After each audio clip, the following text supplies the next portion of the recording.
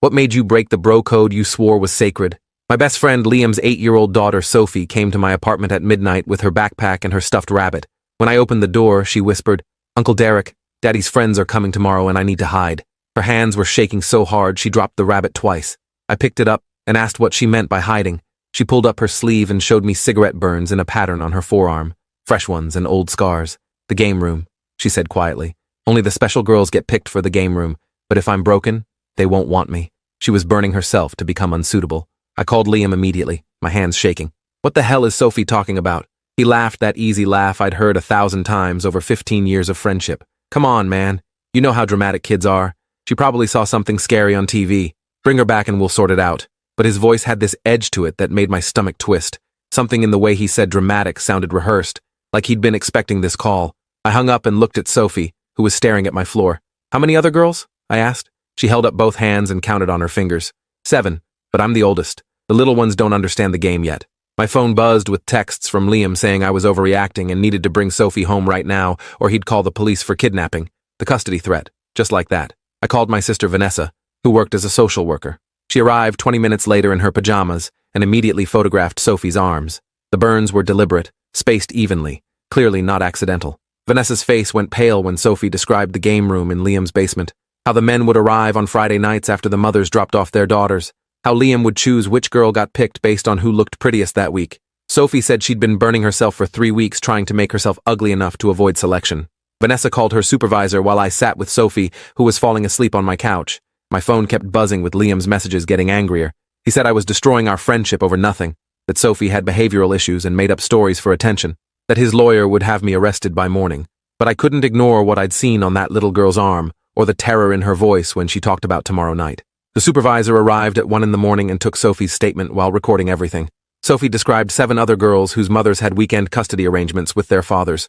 She named each girl and said they all tried different ways to make themselves less attractive. One girl, Mia, had pulled out chunks of her own hair. Another named Zoe wore dirty clothes and refused to bathe. They were 8-year-old children trying to protect themselves from something they didn't have words to describe. The supervisor called the police, and 2 officers showed up an hour later. They took Sophie to the hospital for a medical exam while I gave my statement about how she'd arrived. The officers seemed skeptical at first, treating it like a custody dispute rather than abuse. But when they saw the burns and heard Sophie's consistent story about the game room and the other girls, their attitude shifted. One officer called for a detective, while the other started making notes about the pattern Sophie had described. Detective Rita Alvarez arrived at the hospital at 3 in the morning. She was maybe 45 with gray hair pulled back tight and eyes that had seen everything. She interviewed Sophie for an hour while a specialized forensic nurse documented every burn mark. Sophie described the basement game room with its locked door and the camera setup that Liam's friend operated. She said the men would rate the girls and pick one for private time. Rita's face stayed professional, but I saw her hands clench when Sophie described being chosen twice before she started burning herself. Rita asked if Sophie could identify the other girls and their fathers. Sophie nodded and named them, including addresses she'd memorized from visiting their houses during playdates. Rita made calls while I sat in the waiting room, trying to process that my best friend since college was apparently running some kind of systematic abuse ring with other fathers. Liam, who'd been my roommate for 3 years, who'd been the best man at my wedding before my divorce, who I'd trusted with everything. At 6 that morning, Rita came out and said they were executing search warrants on 8 houses simultaneously. She needed me to stay available for more questions, but Sophie would be placed in emergency foster care until they sorted everything out. I asked if I could see her before they took her. Sophie was sitting on a hospital bed holding her rabbit when I walked in. She looked so small and scared. I told her she was brave and did the right thing. She asked if she'd get in trouble for telling secrets. I promised her the only people in trouble were the adults who hurt her. Rita drove me home as the sun came up.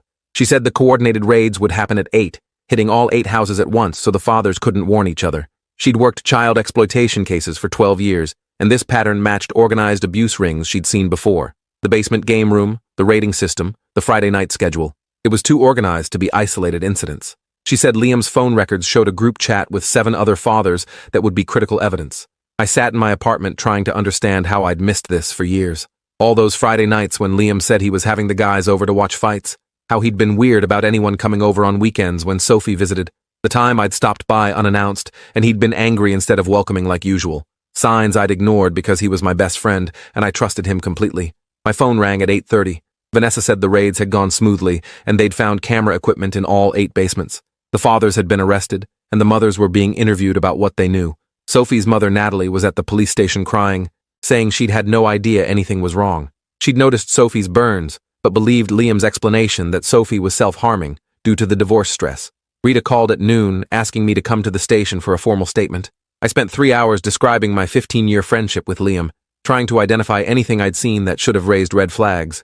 I mentioned the Friday night poker games that I'd never been invited to after Sophie started visiting, how Liam had gotten defensive when I'd asked to meet his poker buddies, how he'd installed those new locks on his basement door and said it was for security.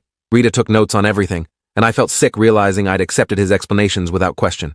The other fathers were being interviewed in separate rooms, and Rita said two had already started talking, trying to minimize their involvement. One claimed he'd only watched and never touched anyone. Another said Liam had pressured him into participating, and he'd felt trapped. Rita's expression made it clear she wasn't buying their excuses. The news broke that evening. 8 fathers arrested in coordinated raids on child exploitation ring. My phone exploded with messages from mutual friends asking if I knew about Liam's arrest.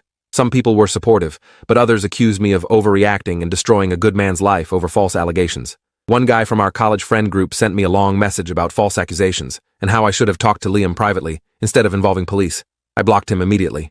Vanessa called to warn me that some of the fathers' families were hiring expensive lawyers and planning to paint this as a conspiracy by vindictive ex-wives coaching children. Patricia Winters, one of the most aggressive family law attorneys in the state, was already representing 2 of the fathers.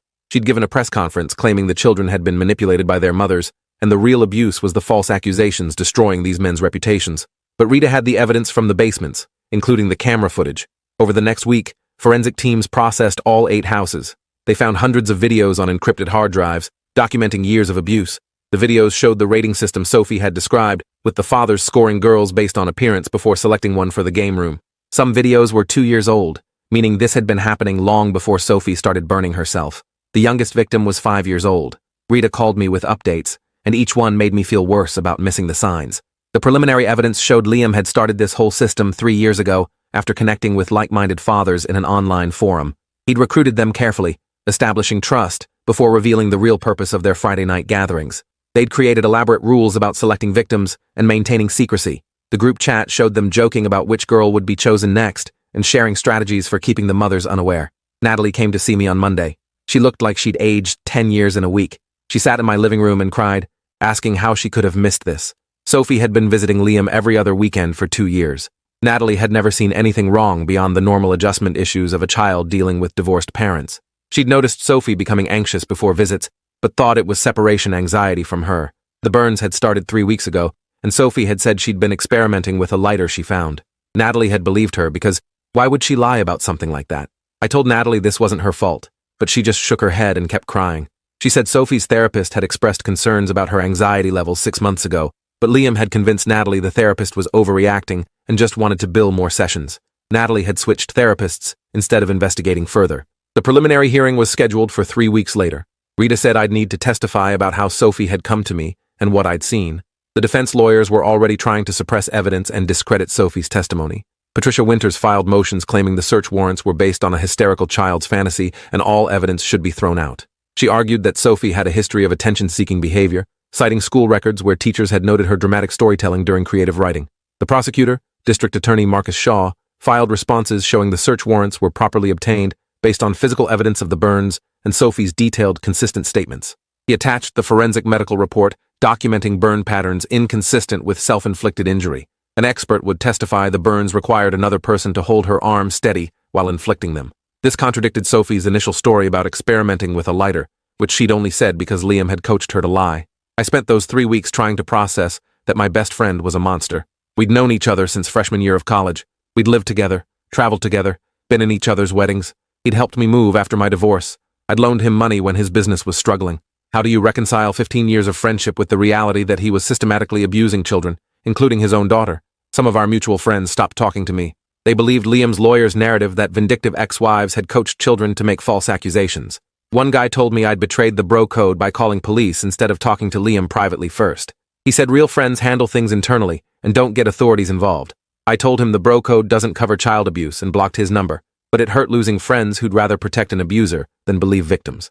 The preliminary hearing was brutal. I sat in the gallery watching 8 defense attorneys attack Sophie's credibility. Patricia Winters was the worst, suggesting Sophie had behavioral problems and was angry about her parents' divorce. She pointed out that Sophie's school records showed her getting in trouble for lying last year when she'd claimed her homework was eaten by her dog. Patricia argued that Sophie was an established liar seeking attention by making dramatic accusations. But then the prosecutor played one of the videos found in Liam's basement. The courtroom went silent. You could hear Sophie crying off camera while Liam's voice directed someone else to start recording. The judge called a recess, and 3 of the defense attorneys huddled with their clients.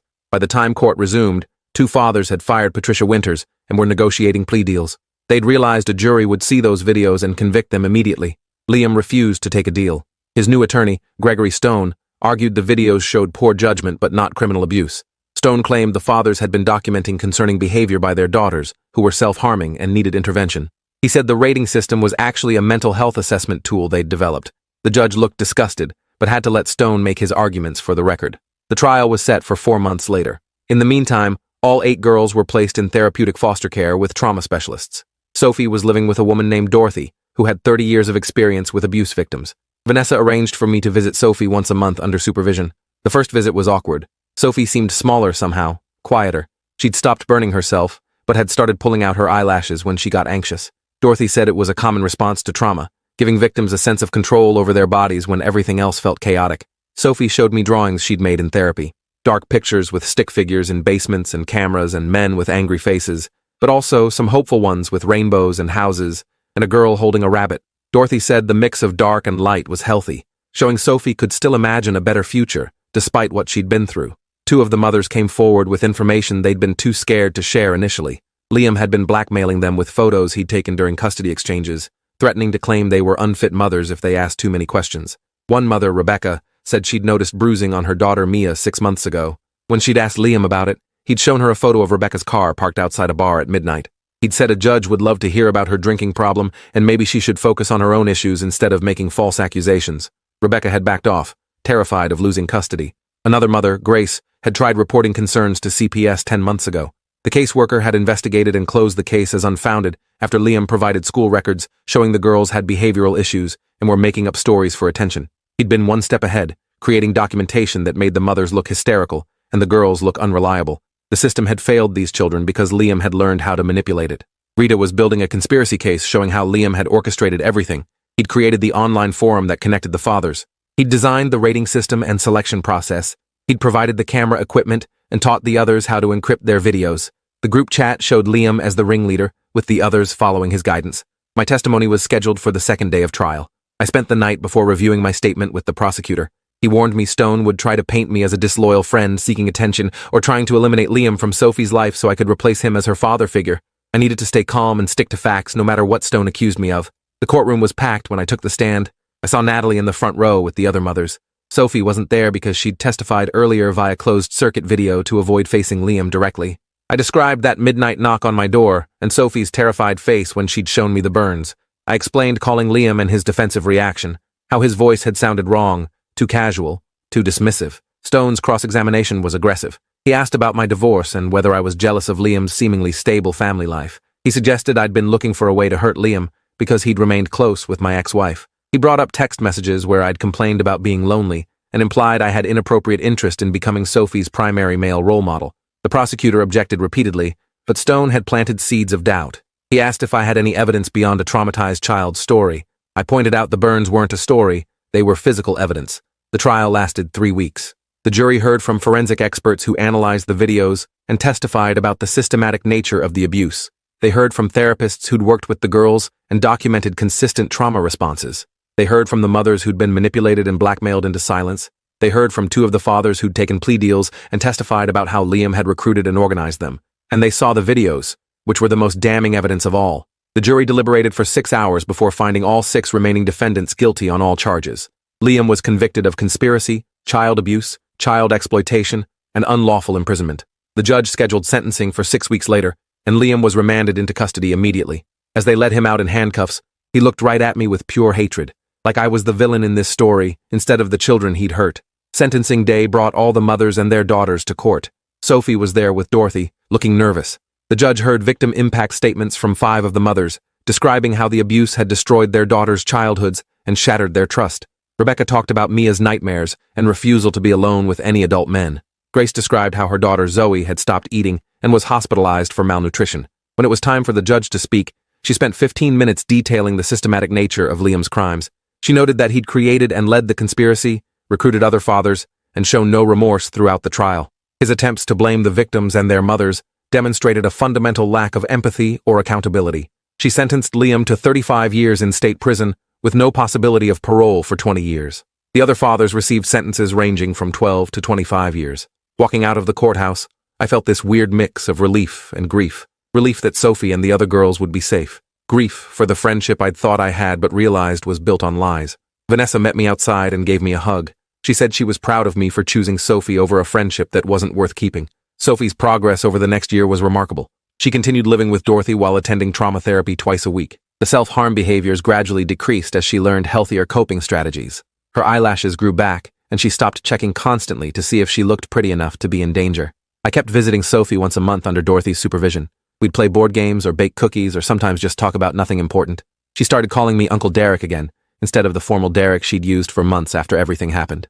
Natalie worked hard to rebuild her relationship with Sophie, attending family therapy sessions to address the guilt she carried about missing the warning signs. The therapist helped them both understand that Liam had been sophisticated in his manipulation of everyone around him. Sophie eventually moved back with Natalie after a year in foster care, with continued therapy and regular check-ins from CPS. The transition was gradual, starting with day visits, then overnight visits, then weekends, until Sophie felt safe enough for full-time placement. Dorothy remained a supportive presence in their lives. The other families went through similar healing processes, with varying degrees of success. Some mothers and daughters rebuilt their relationships. Others struggled with resentment and blame that therapy couldn't fully resolve. 2 of the mothers formed a support group that met monthly, sharing resources and coping strategies. Rebecca started a nonprofit focused on educating parents about recognizing and reporting suspected child abuse. She gave presentations at schools and community centers, teaching people to trust their instincts when something feels wrong. Grace volunteered with the nonprofit, sharing her story about how she'd reported concerns to CPS and been dismissed.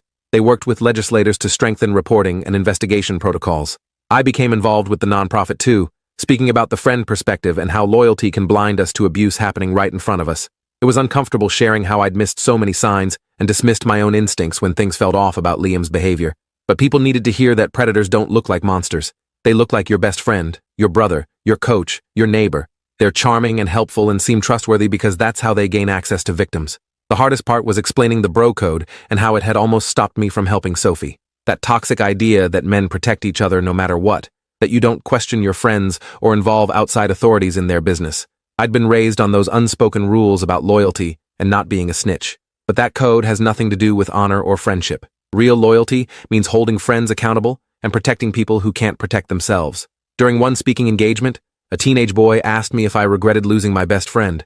I told him the truth. I regretted that Liam had been living a lie our entire friendship.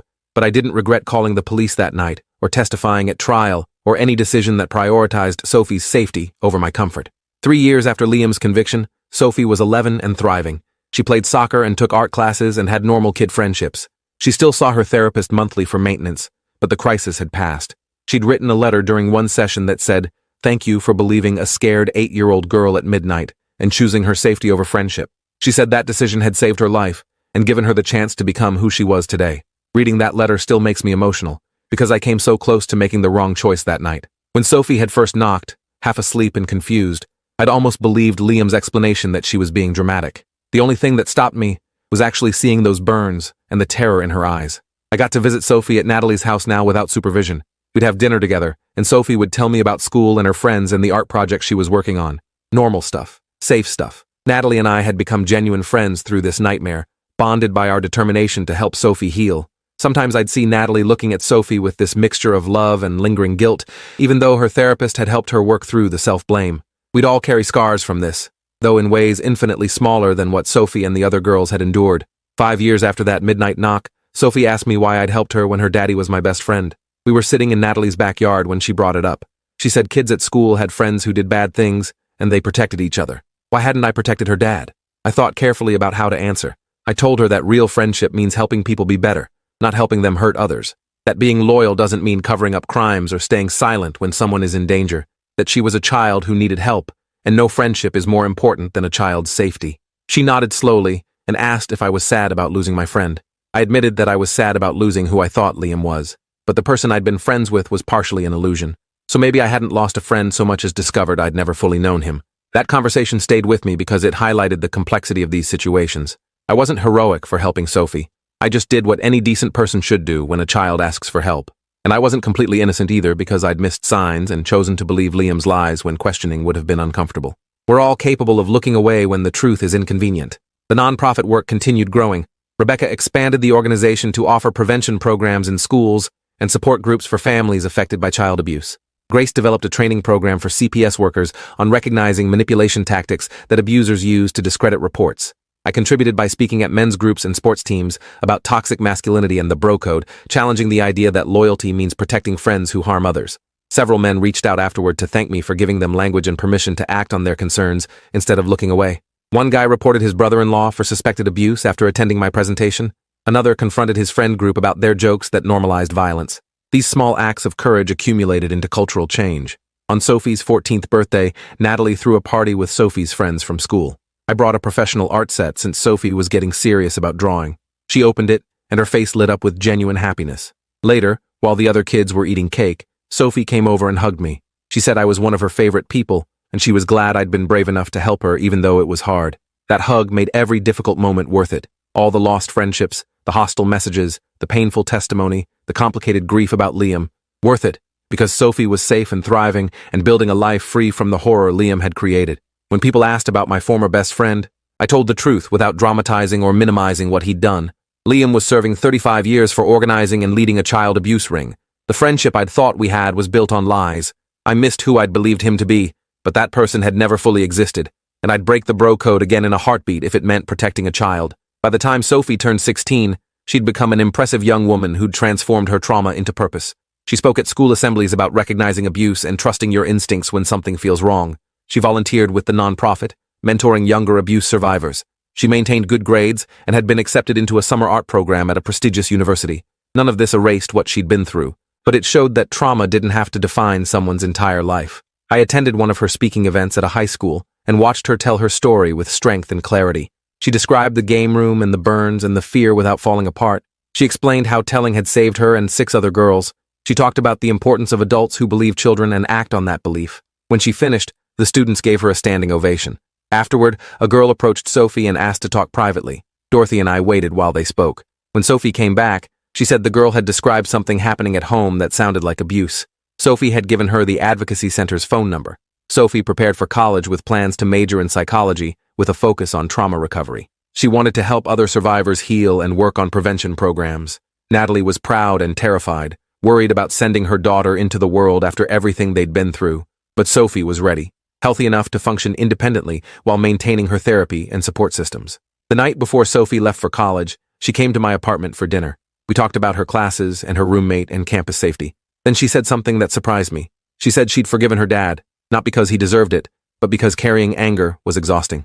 Forgiveness didn't mean what he did was okay, or that she'd ever have a relationship with him. It meant she was releasing the hold his actions had on her emotional well-being. I told her that was incredibly mature and brave. She'd found a way to acknowledge what happened while not letting it consume her entire identity. She was Sophie, the artist and advocate and psychology student, who'd also survived abuse and come out stronger.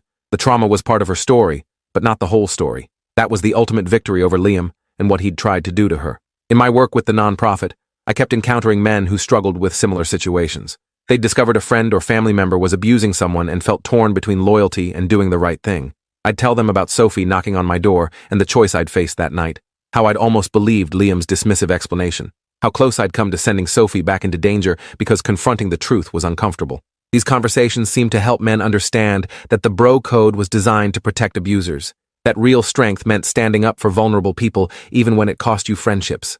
Several men reached out afterward saying my story had given them permission to act on their concerns. One guy reported his brother for suspected abuse. Another confronted his friend about concerning behavior around children. These small acts of courage accumulated into cultural change, slowly eroding the idea that men should protect each other regardless of their actions. Looking back across those years, I saw how that single moment had transformed everything. How saying yes to a scared child had led to 8 convictions, systematic changes in investigation protocols, a national nonprofit, and hundreds of children being saved from ongoing abuse. None of it had felt heroic at the time. I'd just been a guy who couldn't ignore burns on a child's arm and terror in her voice. But that's usually how real courage works. Not grand dramatic gestures, but small choices to care more about someone's safety than your own comfort. Sophie eventually asked if I'd walk her down the aisle at her wedding, since her biological father was obviously not an option. I said yes immediately, honored that she'd want me in that role. The wedding was beautiful. Natalie cried through the entire ceremony. Dorothy sat in the front row, beaming. Sophie's colleagues from the nonprofit attended, along with some of the other survivors from that original group of girls. They'd all built lives despite their trauma. During her vows, Sophie talked about how love meant choosing someone's well-being over your own comfort. She looked at me when she said it, and I understood she was also talking about that midnight knock years ago. At the reception, I gave a speech about Sophie's resilience and the incredible work she'd done transforming trauma into purpose. I talked about how proud I was to have played a small role in her journey. Then I raised my glass and said, "Here's to choosing courage, breaking toxic codes, and believing children." Later, as I watched Sophie dance with her spouse, Natalie came over and stood next to me. She said, "Thank you for believing Sophie that night. Thank you for calling the police instead of trying to handle it quietly. Thank you for everything." I told her we'd all done it together, that Sophie's healing had been a team effort. But Natalie said it started with me opening that door at midnight and choosing Sophie over Liam. Everything else had flowed from that first moment of believing her. Appreciate you watching this far. If you enjoyed it, drop a like, leave a comment, and subscribe so you won't miss the next story.